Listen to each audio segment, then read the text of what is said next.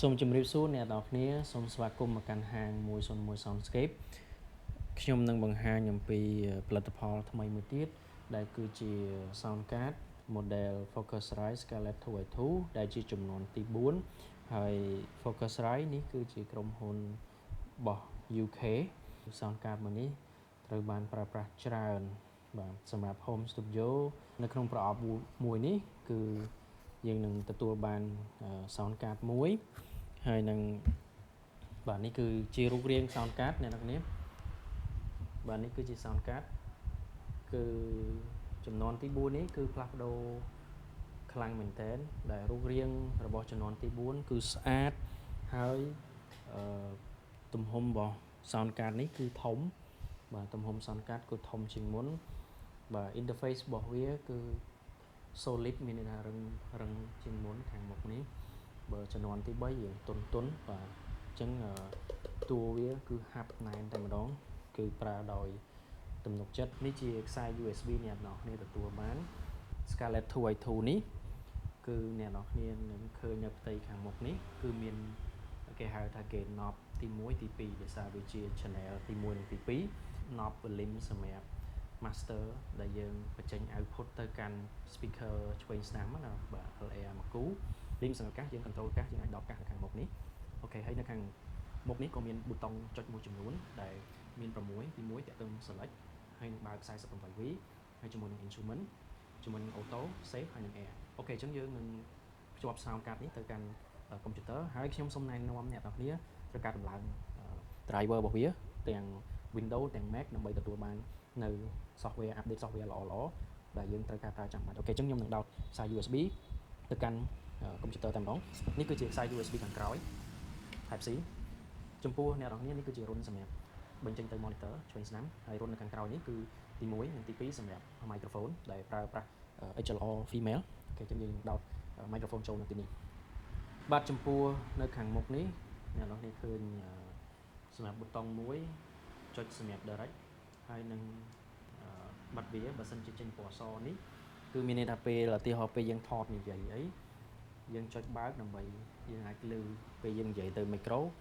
ឬក៏បញ្ចូលហ្គីតាដោតនៅខាងមុខអីវាឮសំឡេងមកអូខេនេះគឺកង2នេះគឺសម្រាប់បញ្ចេញសំឡេង stereo អូខេមួយទៀតនៅខាង select នេះទី1និងទី2បាទនេះគឺជា Focusrite Control 2នៅពេលដែលយើងដំឡើងរួចរាល់ហើយនៅក្នុង Windows ឬក៏ Mac គឺយើងអាចភ្ជាប់ Control 2នេះជាមួយនឹងទូរស័ព្ទឬក៏ tablet របស់យើងបានដោយយើងបើក driver Focusrite Control 2នេះនៅលើ PC អូខេបន្ទាប់មកយើងនឹងចុចចូលទៅចុច3នេះបន្ទាប់មកទៀតយើងយក preference នេះគឺយើងអាច check មើល sample rate 48 84ឬក៏96អញ្ចឹង recommend សម្រាប់ sample rate គឺត្រូវការ48 kHz បន្ទាប់មកទៀតគឺយើងអាចភ្ជាប់ remote device នេះទៅកាន់ iPhone ឬក៏ tablet ទៀតពេលយើងចុច remote device ហើយនឹងចេញ QR មួយអ្នកនេះ scan នៅក្នុងកាមេរ៉ាទូរស័ព្ទរបស់យើងអូខេ connect ពេលយើង scan QR ហើយនឹងចេញផ្ទាំងមួយយើងចុច connect ហើយយើងត្រឡប់ទៅលើ computer របស់យើងវិញយើងចុចពាក្យ accept បន្ទាប់មក scan QR មកតង់ទៀតនៅលើទូរស័ព្ទរបស់យើងអាច control បាន2អញ្ចឹងយើងអាច control នៅលើ wireless control សម្រាប់ tablet ឬក៏ទូរស័ព្ទដៃអីមានន័យថាការ control បែបនេះពេលដែលយើងត្រូវការទៅថតដូច live band ដែលជាពិសេស channel ច្រើនដែលចាប់ពី8 channel ឡើងទៅយើងត្រូវការ control បែបនេះយើងងាយស្រួល control យើងមិនចាំបាច់អង្គុយមកកន្លែងណាអញ្ចឹងការប្រើប្រាស់អ្នកនរគ្នាអាចប្រើប្រាស់នៅលើ control computer ក៏បានឬក៏នៅលើ hardware ចុចផ្ទាល់តែម្ដងក៏បានឬក៏អាចចុចនៅទូរស័ព្ទដៃដែលយើងភ្ជាប់មិញក៏បានដែរអញ្ចឹងវិធីសាស្ត្រមួយណាក៏បានដែរឲ្យតែងាយស្រួលអញ្ចឹងដើម្បីថតវីដេអូនេះបានខ្ញុំត្រូវតែចុច 48V ហើយអញ្ចឹងដើម្បីកុំឲ្យមានការយឺតយ៉ាវអូខេអញ្ចឹងនៅក្នុងលម្អិតមួយនេះខ្ញុំនឹង បង្ហាញអំពីតាក់ទងជាមួយនឹងទី1 save ទី2 air ហើយនឹង instrument តាក់ទងការថតឥឡូវខ្ញុំប្រើប្រាស់ input ទី1សម្រាប់ microphone record ហើយខុសប្លែកពី solo គឺទី1តាក់ទងជាមួយអញ្ចឹងពេលដែលខ្ញុំចុច auto នេះគឺវានឹងបើកឲ្យយើង auto បន្តិចមកអូខេអញ្ចឹងមានន័យថាកម្រិត dB ប៉ុណ្នេះគឺនិយាយឬក៏ច្រៀង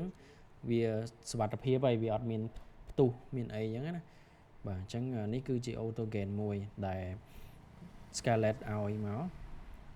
អញ្ចឹងចាប់ពីជំនាន់ 2i2 ឡើងទៅគឺ driver គឺមាន auto gain ហើយ Scarlett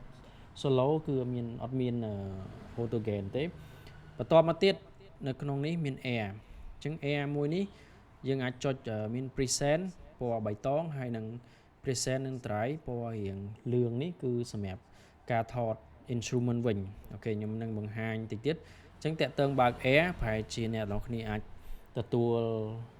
អារម្មណ៍សលេងវាឡើងបន្តិចបាទវាឡើងហើយយើងធំបន្តិច color ហើយមួយនេះតាក់ទងជាមួយនឹង save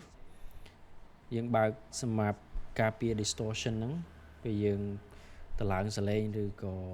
មានឧបករណ៍ថតដូចប្រភេទ instrument ដែលវា sound មកបុកខ្លាំងអីហ្នឹងគឺវាជួយទប់នឹងតាក់ទងជាមួយនឹង instrument ខ្ញុំនឹងដោត instrument មួយគឺ guitar ហើយនឹងខ្ញុំនឹងបញ្យល់អំពី air បាទតាក់ទងការបង្ហាញ air មួយនេះមានពីរប្រភេទបើយើងចុចនៅលើ sound card គឺយើងចុចបានតែមួយឯងបាទពេលយើងចុច sound card យើងចុចបានតែមួយឯងយើងអាចចុចបានពីរហើយនឹងរើសប្រភេទ air ហ្នឹងបានអញ្ចឹងយើងត្រូវការ driver control មួយនេះសម្រាប់ channel ទី2ខ្ញុំនឹងបើក instrument ដើម្បីឲ្យដឹងថាខ្ញុំថត instrument ហើយ air មួយនេះខ្ញុំនឹងរើសយក preset ហើយនឹង driver អញ្ចឹងមួយនេះគឺសម្រាប់ការថតឧបករណ៍ឥឡូវខ្ញុំនឹងតេស្ត guitar ជូនអ្នកនរគ្នាអាចនឹងឮសលេងឥឡូវខ្ញុំនឹងបិទ air សិនបាទខ្ញុំនឹងបិទ air អញ្ចឹង guitar instrument អីក៏យើងអាច set auto gain បានដែរអញ្ចឹងយើងចុច auto gain មកខ្ញុំលេង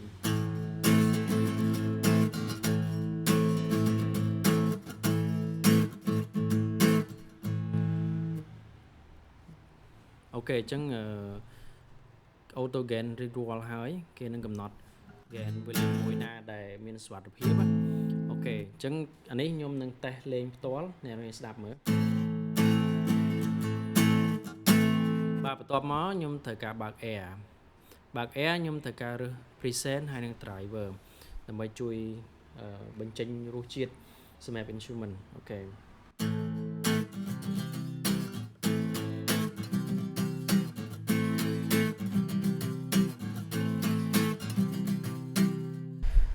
បើសិនជាអ្នកនរគ្នាមានចម្ងល់ឬក៏ការបង្ហាញរបស់ខ្ញុំមានការខ្វះខាតអីសូមអ្នកនាងអាច comment ឬក៏ឆាតមកបន្ថែមទៀត